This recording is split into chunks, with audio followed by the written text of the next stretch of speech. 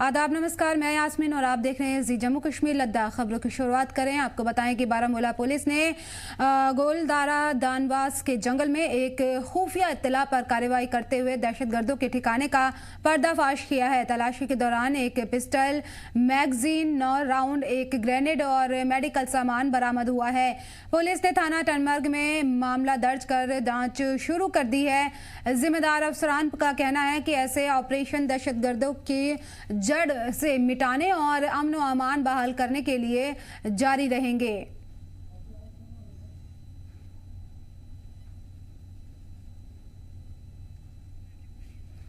बता दें कि जंगल में दहशतगर्दों के ठिकाने का पर्दाफाश किया गया है और अफसरान का कहना है कि इस तरह के जो कार्रवाई हैं वो आगे भी जारी रहेंगी। मुल्क में और जम्मू कश्मीर में अमन व अमान कायम करने के लिए इस तरह की कार्रवाइयों को हमेशा जारी रखा जाएगा। दहशतगर्दों के मंसूबों को कभी कामयाब नहीं होने दिया जाएगा। बारामूला पुलिस ने गोगलदारा दनवास के जंगल में एक खुफिया इत्तला पर कार्रवाई करते हुए दहशतगर्दों के ठिकाने का पर्दाफाश किया है। तलाशी के दौरान एक पिस्टल, मैगजीन, 9 राउंड, एक ग्रेनेड और एक मेडिकल सामान भी बरामद किया गया है। पुलिस ने थाना टनमर्ग में मामला दर्ज कर तफ्तीश शुरू कर दी है। जिम्मेदारान अफसरान का कहना है कि ऐसे ऑपरेशन आगे भी जारी रहेंगे। और मजीद जानकारी के लिए हमारे नुमाइंदे गौहर मलिक हमारे साथ जुड़ गए। गौहर, क्या जानकारी है? बड़ी कामयाबी ये सिक्योरिटी फोर्सेस को मिली है, दहशतगर्दों के ठिकाने का पर्दाफाश किया गया है। बिल्कुल यास्मीन, आपको बताते चलिए कि लगातार बारामूला जेके पुलिस जो है उनको यहाँ पर कामयाबी मिलती हुई नजर आ रही है। तो जुम्मा रात की शाम को यहाँ पर स्पेशल इनपुट्स के मुताबिक टंगमर्ग पुलिस जो है उन्होंने यहाँ पर गोगलदारा दनवास के जो जंगल है वो काफी गहरे जंगल है, तो वहां पर उन्होंने वहां पर सर्च ऑपरेशन स्टार्ट कर दिया। तो उनको वहां पर एक हाइड आउट मिला जिसमें उन्होंने यहाँ पर एक पिस्टल, एक ग्रेनेड, 9 राउंड्स, एक मैगजीन और कुछ यहाँ पर मेडिसिन इक्विपमेंट्स जो है, कुछ मेडिसिन भी और कुछ सर्जिकल इक्विपमेंट जो मेडिसिन के साथ होती है वो वहां पर बरामद किए। तो लगातार ये कामयाबी जेके पुलिस को जो यहाँ पर नॉर्थ कश्मीर बारामूला से हुई आ रही है और इस सिलसिले में यहाँ पर वहां पर केस भी दर्ज किया गया है और मजीद यहाँ पर जो तहकीकात है वो जारी है। ये यहाँ पर हाइड आउट किसने रखा था, यहाँ पर कैसे ये हाइड आउट बनाया गया था, फिलहाल यहाँ पर तफ्तीश जारी है। तो फिलहाल अगर हम नॉर्थ कश्मीर बारामूला की बात करें तो लगातार कुपवाड़ा की बात करें, हंदवाड़ा की बात करें तो ये हाइड आउट जंगलों में देखने को मिलती है। तो जो ये दनवास एरिया का जंगल है, बिल्कुल अगर हम सब डिवीजन टंगमर्ग की बात करें जो मेन सब गुलमर्ग जाता है तो उसके बाएं साइड से ये बहुत बड़ा घना जंगल है गोगलदारा जिसको कहते हैं। गोगलदारा और दनवास के बीच में जो आता है ये काफी गहरा जंगल है। तो वहां पर हाइड आउट पे गए, स्पेशल इनपुट्स मिली थी जेके पुलिस को, उन्होंने वहां पर सर्च ऑपरेशन शुरू कर दिया कल जुमेरात की शाम को और उनको यहाँ पर काफी रात देर बाद उनको हाइड आउट वहां पर बरामद हुआ जिसमें उनको ये जो एमुनिशन है ये रिकवर किया गया और ये बहुत बड़ी कामयाबी यहाँ पे मिली है। गौर, अब आगे किस तरह से कार्रवाई की जाएगी? अब ये काफी बड़ी कामयाबी मिली कि अब इस इलाके में मजीद तलाशी अभियान चलाया जा रहा है ताकि अगर किसी और तरह की सरगर्मियां इस इलाके में हो रही हो तो उन पर भी लगाम लगाई जा सके। बिल्कुल, अगर हम बात करें कल शाम से यहाँ पर जो पूरा जंगल है उसको खंगाला जा रहा है। सर्च ऑपरेशन भी जे.एंड.के पुलिस की तरफ से जारी है, इंडियन आर्मी की तरफ से जारी है। तो फिलहाल यहाँ पर सर्च ऑपरेशन जारी है और ये जो जंगल है ये बहुत गहरा जंगल है। यहाँ पर पहले से ये सिक्योरिटी फोर्स यहाँ पर प्रेजेंट हुई थी। ये अगर हम बात करें इस वक्त भी वहां पर तलाश जारी है। तो अब फिलहाल यहाँ पर पुलिस ने यहाँ पर ये जो यहाँ पर बताया है कि ये जो एम्युनिशन है ये हमने पकड़ा है यहाँ से। तो फिलहाल जो इसके खिलाफ केस भी दर्ज हुआ है और मजीद जो इन्वेस्टिगेशन है वो अंडरवे है, ये कहाँ से आया है, किन्होंने रखा है। तो फिलहाल पूरे जंगल को खंगाला जा रहा है और आने वाले वक्त में पता चलेगा कि और हाइड आउट में मत कहीं में या कोई वहां पर छुपा मत है, तो वो यहाँ पर आने वाले वक्त में पता चलेगा। तो फिलहाल ये बड़ी कामयाबी मानी जा रही है जेके पुलिस के लिए। जी बिल्कुल, बड़ी कामयाबी यहाँ पर मिली है। जम्मू कश्मीर पुलिस को हाइड आउट को यहाँ पर बरामद किया, दहशतगर्दों के ठिकाने का पर्दाफाश किया और मजीद सर्च ऑपरेशन चलाए जा रहे हैं ताकि दहशतगर्दों के किसी भी मंसूबों को कामयाब ना होने दिया जाए। बहुत बहुत शुक्रिया आपका गौहर इन तमाम जानकारी के लिए। और खबरों में आगे बढ़ें, आपको बताएं कि कुलगाम जिले के अखल देवसर इलाके में मिलिटेंट्स और सिक्योरिटी फोर्सेस के बीच में जारी एनकाउंटर आज 8वें दिन में दाखिल हो गया है। अब भी दोनों तरफ से गोलियों की तड़तड़ाहट और धमाके सुने जा रहे हैं। ताज़ा जानकारी के मुताबिक एनकाउंटर के दौरान 3 और फौजी जवान जख्मी हुए हैं। सिक्योरिटी फोर्सेस के मुताबिक अब तक 1 मिलिटेंट मारा गया है जबकि 9 फौजी जवान जख्मी हुए हैं। सभी जख्मी जवानों को इलाज के लिए नजदीकी अस्पताल पहुंचाया गया है। बता दें कि एनकाउंटर की शुरुआत पिछले हफ्ते जुमे की शाम उस वक्त हुई जब इलाके में मिलिटेंट्स की मौजूदगी की ठोस जानकारी मिलने पर फोर्सेस ने ऑपरेशन शुरू किया था। इस दौरान रुक कर फायरिंग, ग्रेनेड धमाके और ड्रोन से निगरानी जारी रही। घना जंगल और मुश्किल ज़मीन सिक्योरिटी फोर्सेस के लिए चैलेंज बन गया है। फिलहाल आर्मी, जम्मू कश्मीर पुलिस और सीआरपीएफ की मुश्तरका टीम ऑपरेशन चला रही हैं और इलाके में एडिशनल फोर्सेस की भी तैनाती की गई है।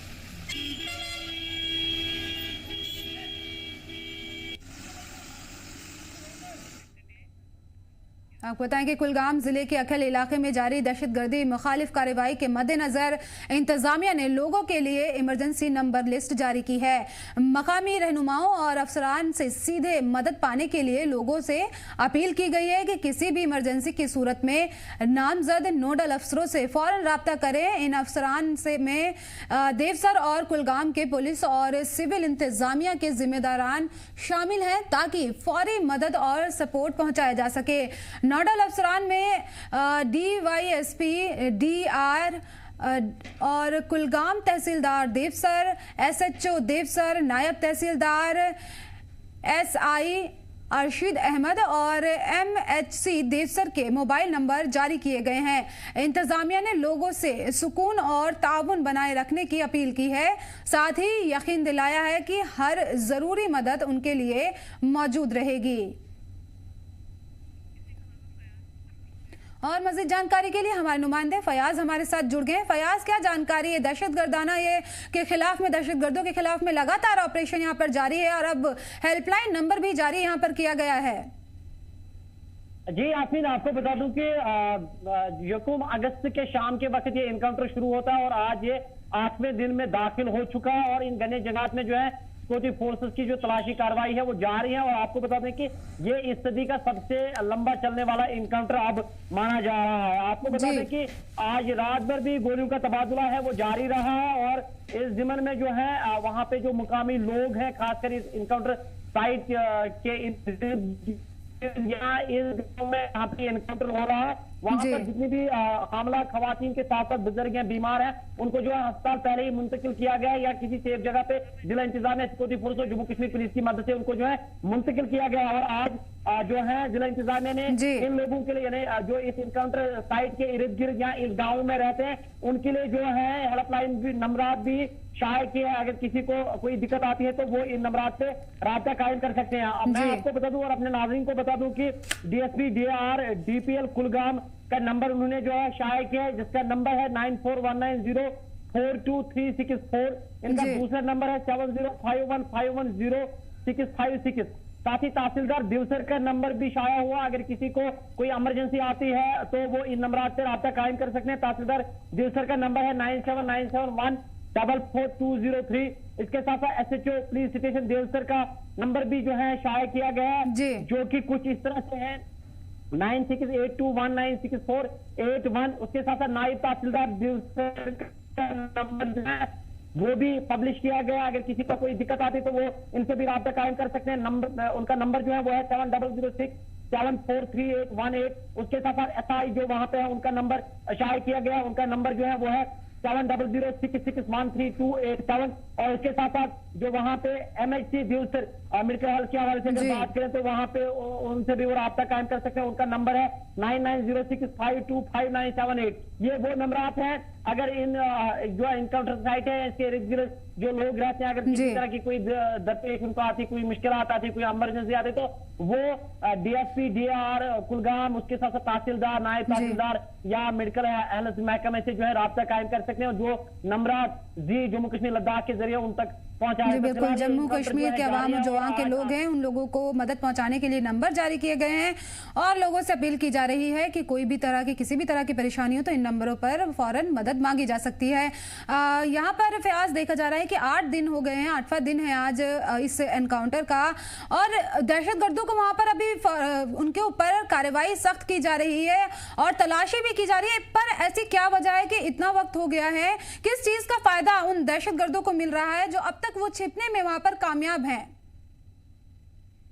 यास्मीन, आपको और अपने नाज़रीन को बता दूं कि जिस तरह जी जम्मू कश्मीर लद्दाख बार बार जो यहाँ की जो अपडेट है वहां तक पहुंचाते हैं, नाज़रीन तक पहुंचाते हैं। आपको बता दूं कि ये जो मिलिटेंट बताया जा रहा है कि इन घने जंगलात और सबसे बड़ा फायदा उनको यही मिल रहा है कि ये जो घने जंगलात है इनमें वो छुपे हुए हैं, और कहा जाता है कि इन घने जंगलात में सिक्योरिटी फोर्सेस को उनको ढूंढ निकालने में काफी दिक्कत होती है। और दूसरी जानिब अगर बात की जाए तो ये ऊपरी इलाका है, एक पहाड़ी इलाका है, और वहां पर कहते हैं कि वो ऊपरी साइड में मिलिटेंट जो है वहां से फायरिंग करते हैं, और जो सिक्योरिटी फोर्सेस हैं अभी वो नीचे हैं। और हालांकि सिक्योरिटी फोर्सेस की जितनी भी एजेंसीज हैं, एसओजी हैं, सीआरपीएफ हैं, आरआर हैं, या अगर हम जम्मू कश्मीर पुलिस के हवाले से बात करें, उन्होंने इस जंगल को चारों ओर जो है घेर लिया है। तो फिलहाल तलाशी कार्रवाई जारी है, लेकिन यही कहा जा रहा है कि वहां पे जो घने जंगलात है, घने पेड़ हैं, उनकी वजह से ये फायदा जो है जरूर मिलिटेंट्स को जो है मिल रहा है। जी फयाज, इसमें 3 और हमारे जवान जख्मी हुए थे, उनकी हालत कैसी बताई जा रही है? और देखिए फिलहाल तो उनको जो है माइनर इंजरी आई हुई है। ये जो 8 से लेकर 9 फौजी एहलकार जो है सिक्योरिटी फोर्सेस के जो जवान है वो जख्मी बताए जा रहे हैं, लेकिन कह रहे हैं कि उनमें माइनर जो इंजरीज हैं और फिलहाल वो सुटेबल हैं और उनका इलाज जो है वो जारी है। जी बिल्कुल, यहाँ पर सिक्योरिटी फोर्सेस की तरफ से लगातार सर्च ऑपरेशन चलाया जा रहा है, एनकाउंटर वहाँ पे जारी है, पूरे इलाके को घेर रखा है ताकि जल्द से जल्द इन दहशतगर्दों को पकड़ा जा सके। वहीं आम आवाम के लिए भी जो मदद उनको मिलेगी, इसके लिए नंबर भी जारी कर दिए गए हैं। बहुत बहुत शुक्रिया फयाज इन तमाम जानकारी के लिए। और आपको अगली खबर बताएं कि यहाँ पर जम्मू कश्मीर की रियासत के दर्जे की बहाली का जो मामला है वो सुप्रीम कोर्ट में अब 14 अगस्त को सुना जाएगा। पहले ये सुनवाई 8 अगस्त को होनी तय की गई थी, लेकिन अब तारीख बदलकर 14 अगस्त कर दी गई है। ये केस जहूर अहमद भट्टी और खुर्शीद अहमद मलिक ने दाखिल किया था, जिसमें मांग की गई है कि जम्मू कश्मीर को जल्द से जल्द बेहतर होगा 2 महीने के अंदर फिर से रियासत का दर्जा दिया जाए। 5 अगस्त को सुप्रीम कोर्ट में सीनियर एडवोकेट गोपाल शंकर नारायण ने इस मामले का जिक्र किया और कहा कि इसे लिस्ट से हटाया ना जाए। Chief justice Bhushan R Gavai की बेंच ने इस दरख्वास्त को मानते हुए ऑर्डर दिया है कि सुनवाई तय तारीख पर ही होगी।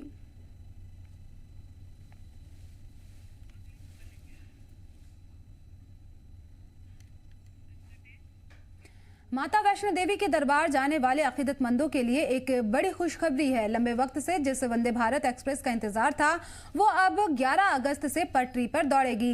भारतीय रेलवे ने ऐलान किया है कि नई वंदे भारत एक्सप्रेस कटरा से अमृतसर के बीच रोजाना चलेगी। इस खास ट्रेन में अकीदतमंदों को मां के दरबार पहुंचना और आसान होगा। फिलहाल कटरा से 2 वंदे भारत एक्सप्रेस नई दिल्ली के लिए और एक कश्मीर के लिए चल रही है, और अब अमृतसर के लिए भी सीधी वंदे भारत की सौगात मिल रही है।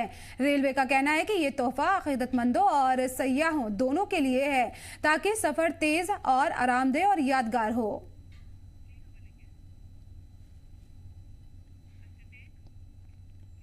पिछले 6 दिनों से बंद पड़ी कठुआ बनी बसोहली सड़क पर आज हल्की गाड़ियों की आवाजाही फिर से शुरू हो गई है। ये रास्ता महनपुर के पास भारी लैंडस्लाइड और पुल को नुकसान होने की वजह से बंद कर दिया गया था।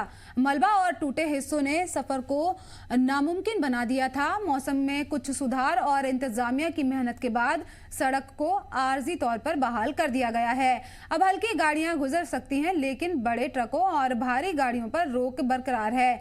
इलाके के लोगों ने राहत की सांस ले ली है, मगर सफर अभी भी खतरे से खाली नहीं है। इंतजामिया ने यात्रियों से एहतियात बरतने की अपील की है।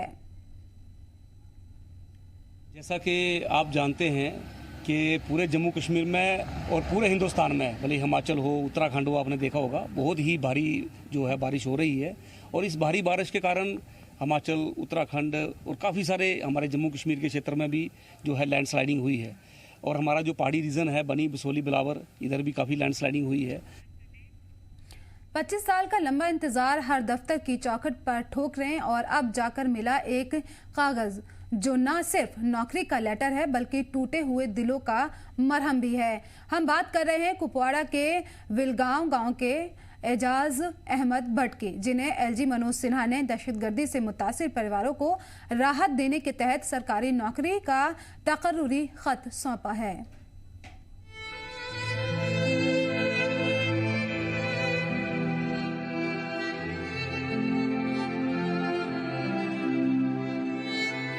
एजाज अहमद भट्ट, जिनकी बहन 2001 में ईद के दिन दहशतगर्दों की गोली का शिकार बनी थी, आज अपने हाथों में नौकरी का लेटर लिए खड़े हैं। हमारे साथ यही मामला हुआ था। मेरी बहन एक एसपीओ थी, 2001 में उसकी मौत वाक़ा हुई थी। नामालूम कोई आया था घर में, तो उन्होंने उसको मार दिया था। उसके बाद हम ये SRO केस बनाया हमने, लेकिन 25 साल तक हमें इंतज़ार करना पड़ा इस चीज़ के लिए। कोई वो कौन सा दरवाज़ा नहीं जिस दफ्तर पे हम ना पहुँचे हों, लेकिन ये आज तक हुआ नहीं।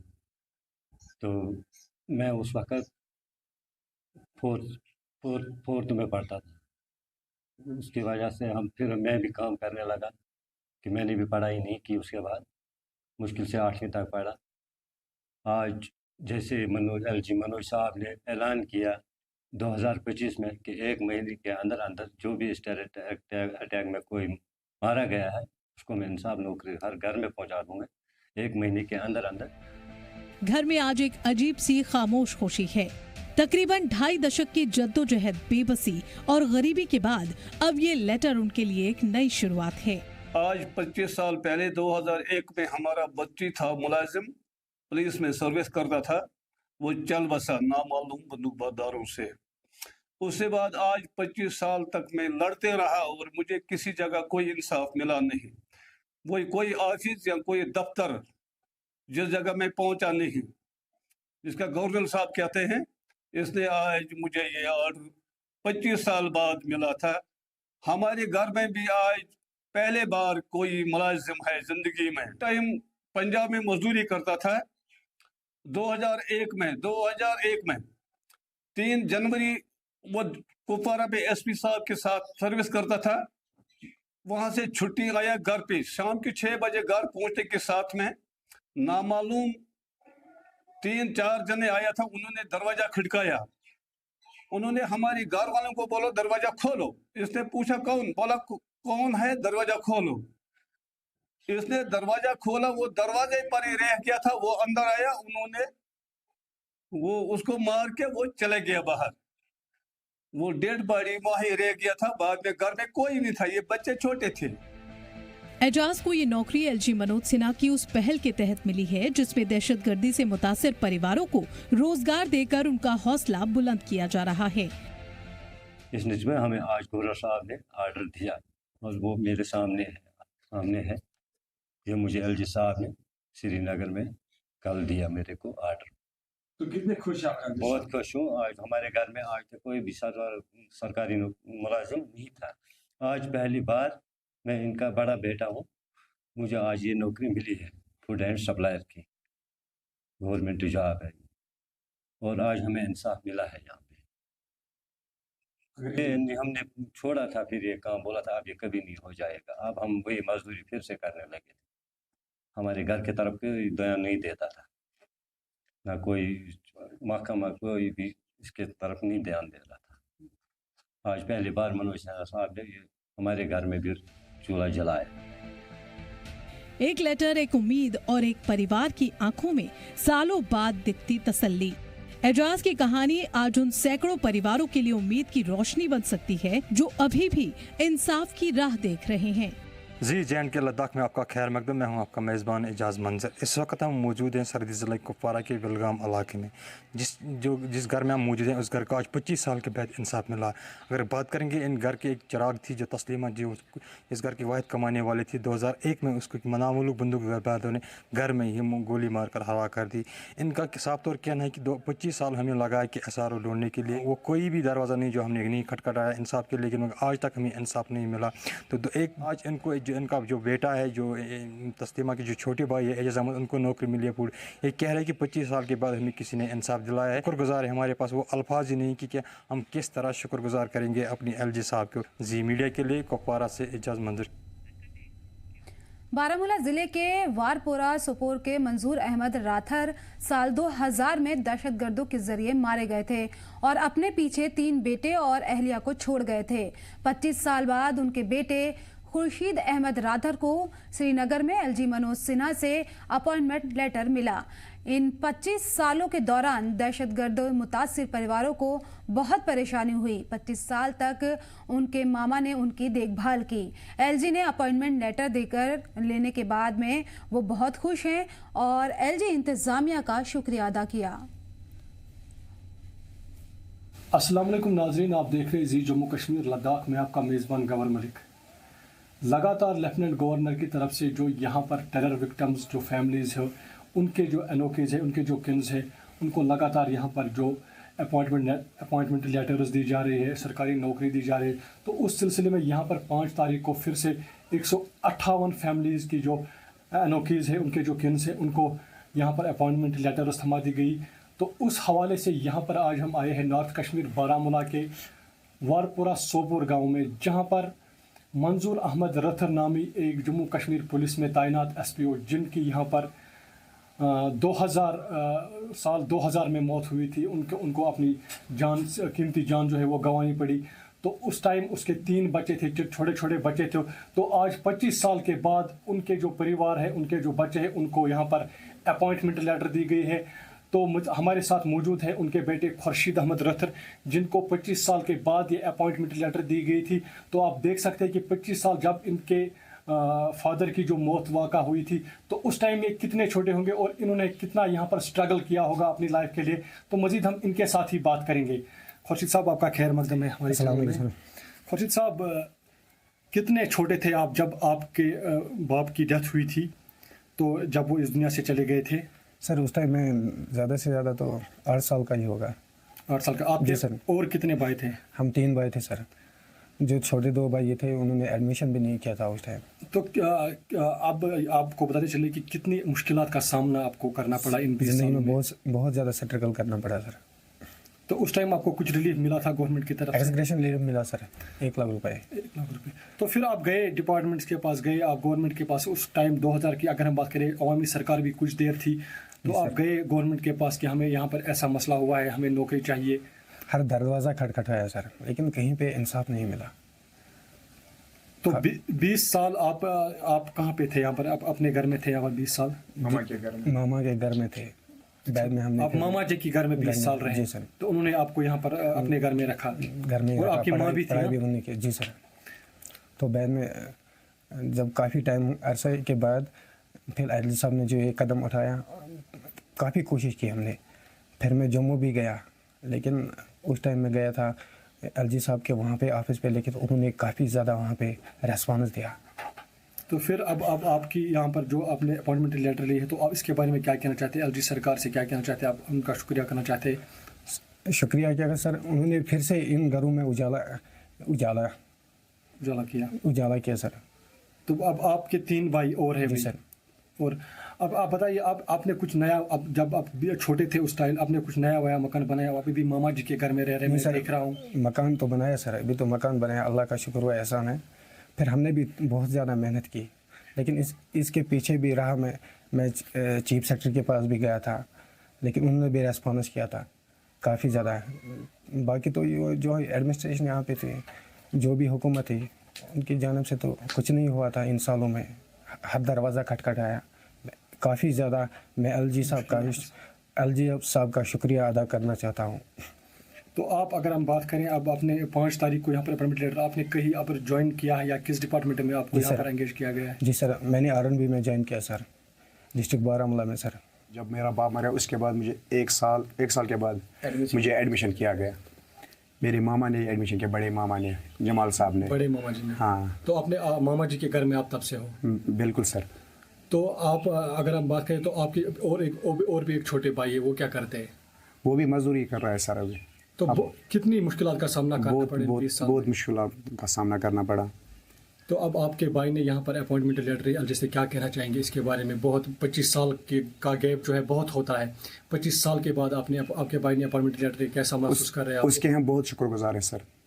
तो आपको लगता है कि जितने भी नहीं है सर जो उसके जितने यहाँ पर आपको बताना चाहेंगे कि और भी यहाँ पर फैमिलीज है जो टेरर विक्टिम के शिकार बने, आप सरकार से क्या कहना चाहेंगे उनके बारे में? उन सबको इंसाफ भी मिलना चाहिए सर। तो अब आप कैसा महसूस कर रहे हैं जब आपको यहाँ पर ये अपॉइंटमेंट लेटर मिली है, और किस तरीके से आप शुक्रिया करना चाहते हैं? क्योंकि सरकारें बहुत आई तब से 2000 से, तो आज एलजी सरकार में यहाँ पर लेफ्टिनेंट गवर्नर मनोज सिन्हा ने यहाँ पर जो टेरर विक्टिम से तमाम फैमिलीज़ को रिहेबिलिटेट करने की यहाँ पर ठान लिए, अब अपॉइंटमेंट लेटर्स दी जा रही, तो इसके हवाले से आप क्या कहेंगे? मेरे पास ऐसे अल्फाज ही नहीं, मैं उसको कैसे शुक्रिया करूँ। बहुत बहुत शुक्र उसका। Thank you. तो आप देख सकते हैं ये जो हमारे साथ दो भाई है, यहाँ पर खुर्शीद अहमद रत्तर साहब है, मंजूर अहमद रत्तर साहब, जिनकी यहाँ पर उस टाइम कीमती जान चली गई थी। यहाँ पर वो जम्मू कश्मीर पुलिस में SPO तैनात थे। तो काफ़ी 25 साल के बाद इनके जो बेटे हैं इन्होंने अपॉइंटमेंट लेटर और काफ़ी मुश्किलात का सामना करना पड़ा इनको। इनके जो मामा जी है उन्होंने यहाँ पर इनको, इस फैमिली को अपने घर में रखा है, और इनके जो नाना जी है उन्होंने इनको पाला है तब से ये बहुत छोटे थे।